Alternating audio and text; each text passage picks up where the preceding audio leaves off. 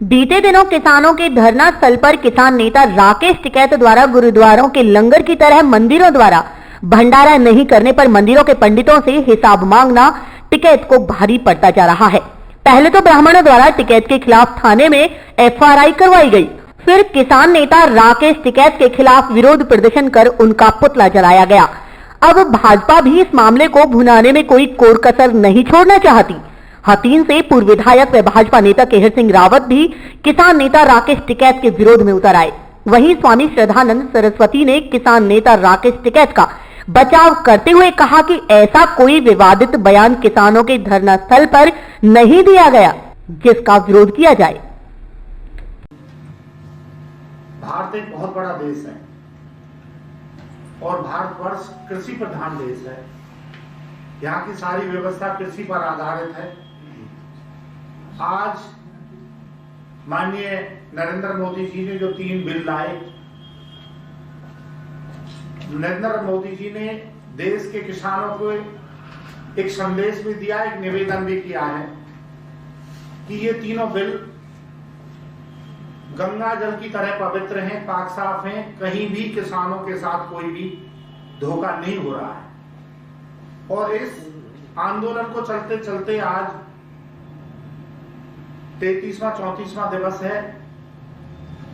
भिन्न भिन्न प्रकार के दोनों तरफ से कोशिश की गई, सरकार की तरफ से भी 7 वार्तालाप हो चुकी हैं और 1 वार्तालाप कल होनी।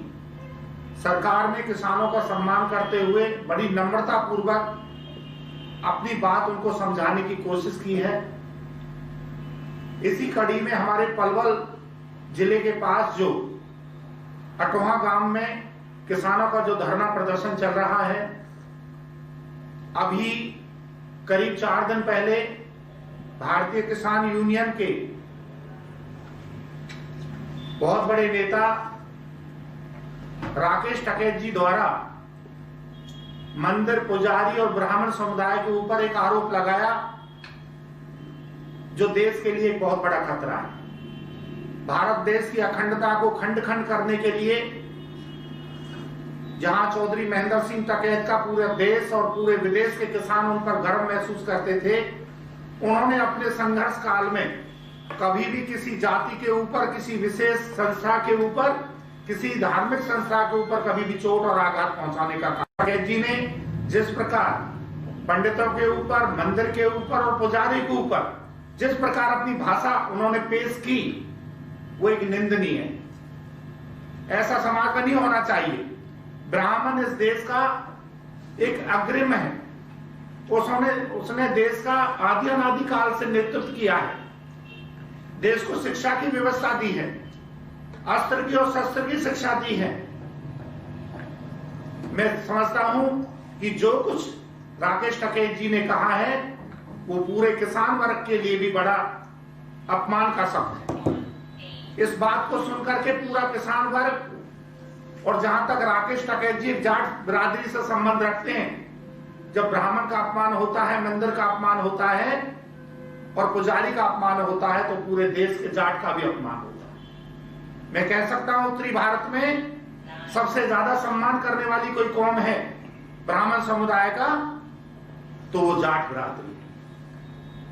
इसमें कोई दो राय नहीं। हम चाहते हैं कि आज की इस प्रेस वार्ता के माध्यम से राकेश टिकैत जी ने जो शब्द इन तीनों के ऊपर जो लांछन लगाए हैं, ब्राह्मण एक ऐसा शब्द है जो ब्रह्मा की कोख से पैदा हुआ है, ब्रह्मा के शब्दकोश से निकला है, ज्ञान का अग्रणीय है। हम कह सकते हैं चाहे और कोई कितना भी विद्वान हो जाए, शास्त्रों में भी कहा गया है, लेकिन वो ब्राह्मण नहीं बन सकता। आज हम पुनः आपके माध्यम से चाहते हैं कि पूरे प्रदेश में और पूरे देश में संदेश जाए कि जो राकेश टिकैत जी ने ब्राह्मण समुदाय के ऊपर, मंदिर के ऊपर और हमारी आस्था के ऊपर जो शब्द बोले हैं, वो बड़े निंदनीय हैं। मैं कह सकता हूं उत्तरी भारत में अगर पुजारी मंदिरों में सबसे ज्यादा किसी बिरादरी के हैं तो वो जाट बिरादरी के।